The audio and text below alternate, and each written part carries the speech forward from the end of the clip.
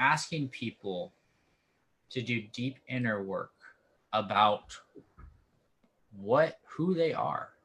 You're asking them to intentionally slow down and examine their belief system, their values, to call them into question and figure out whether they're helpful or unhelpful. Because a lot of times culture will place these value markers on us that we internalize as our identity, and we try to maintain those, even if they are not helpful for us. And so this is, and again, this stuff is difficult, right?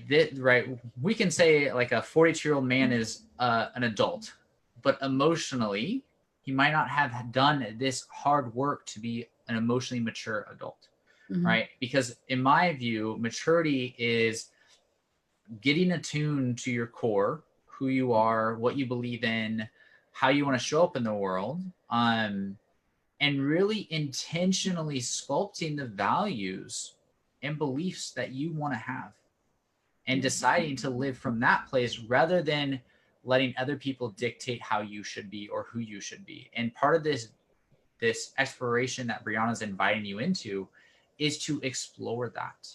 And I think this goes back to our initial question of, do I stay or do I go? And so let's say things have not worked out.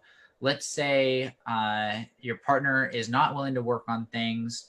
They keep distancing. You've given them space. You've done all these other things to try to get them to engage in relationship with you. And they don't. What do you do? And I think, go ahead.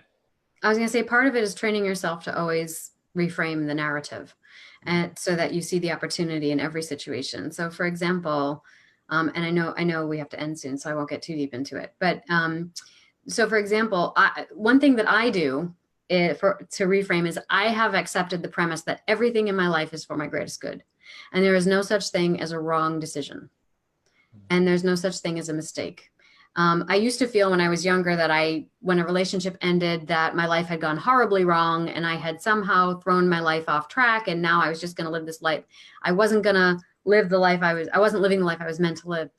And I had to shed that. And by doing that, I just accepted the premise that everything in my life is for my greatest good, and there's no wrong answer. There's no one right path, and thus there is no wrong path. So if any situation you find yourself in, if you ask yourself, what story would I have to write in order for this to be the most beneficial thing for me to be happening right now? So if you're in that situation, I don't know, do I stay or do I go? You would say, okay, if this is the best thing that could be happening to me right now, what else would have to be true? Well, so maybe the ambiguity that I feel right now is intended to create an opportunity for me to look at something I haven't looked at in a long time.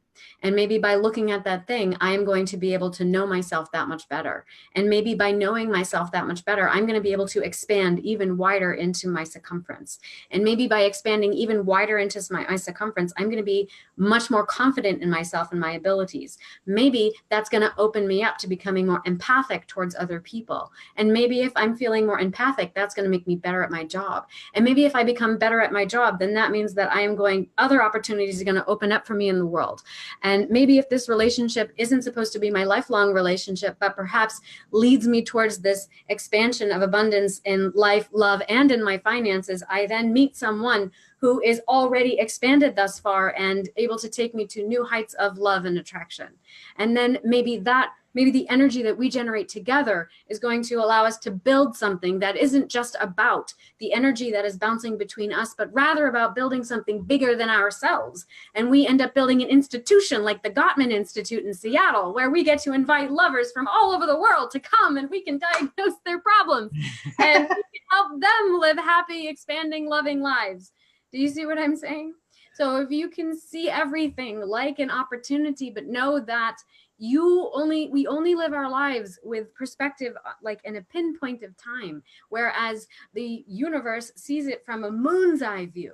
And if we can for me, it has been a benefit to accept the premise that in this moment, no matter what contrast I'm feeling, if I accept it as for my greatest good, then eventually I will move with less and less resistance because I am not egoically attached to what's going on in my circumstances. Less and less resistance. I'm moving faster, gaining momentum, more energy, moving, moving, moving. Exponentially, I am moving quicker and quicker and quicker, stepping into, as if riding a wave, into that moon's eye view and perspective of what is possible for me.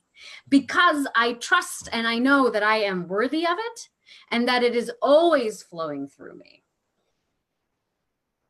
I love your passion. And it's so,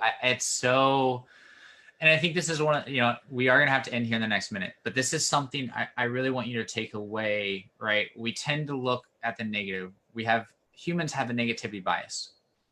But what if you flip the script and started to go, what else is here? What's the possibility for my growth? What's the possibility for this relationship? What's that look like? And one of the things that comes up from blocking, even conceptualizing that possibility, is the fear convincing you that you can only live in this little spectrum. Mm-hmm. But as Brianna went all the way to building another Gottman Institute, right? The highlight is when you allow yourself to be creative, and Brianna talked about this more in other videos in our series, you are able to step into something different. You're able to engage in love and life in a different way that can change a lot of things.